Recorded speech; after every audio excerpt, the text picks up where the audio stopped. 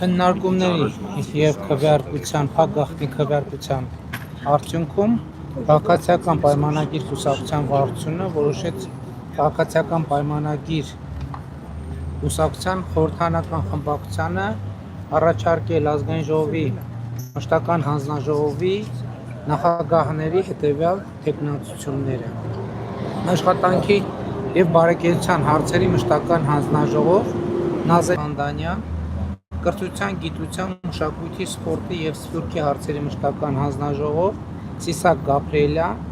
Եվրոպական ինտեգրման հարցերի մշտական հանձնաժողով Սոնա Ղազարյան,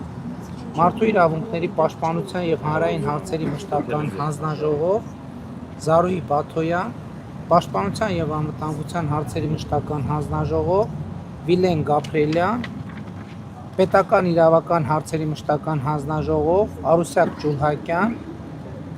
Տարածաշրջանային և եվրասիական ինտեգրման հարցերի մշտական հանձնաժողով Տրդատ Սարգսյան, Տարածքային կառավարման և շրջակա միջավայրի պահպանության հարցերի մշտական հանձնաժողով Վահե Ղալումյան, Տնտեսական հարցերի մշտական հանձնաժողով Բաբկեն Թունյան, Ֆինանսավարկային և բյուջետային հարցերի մշտական հանձնաժողով Ծովինար Վարդանյան։ Պարոն վարչապետ, Էտել ներողություն, հազար ներողություն, էտել ասեմ, որ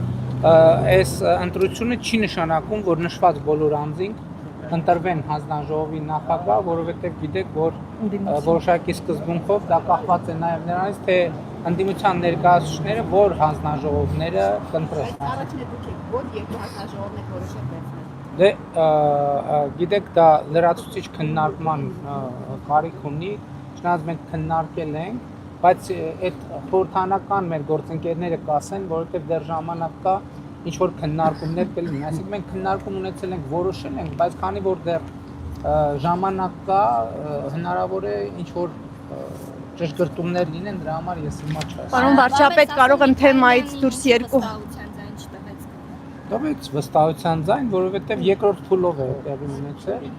եւ երկրորդ փուլ են անցել Արմեն Խաչատրյանը եւ Վիլեն Գաբրիելյանը, բայց սա Սոֆոն Միքայելյանն է։ Պարոն վարչապետ, թեմայից դուրս երկու հարց կարող եմ տալ, եթե այո, առաջին։ Ընդ որում ուզում եմ ուշադրություն հրավիրել, որ եթե ճիշտ է մեր հաշվարկը 6 կին 6 տղամարդ ավելի շատ չէ, եթե հաշվի առնենք նաեւ որ խմբակցության ղեկավարն էլ կին ընտրվել, այս դեպքում ստացվում է, որ ոչ թե գերակշռում են, այլ նորմալ բալանս։ Պարոն Չէ, ոչ մի միտում չկա,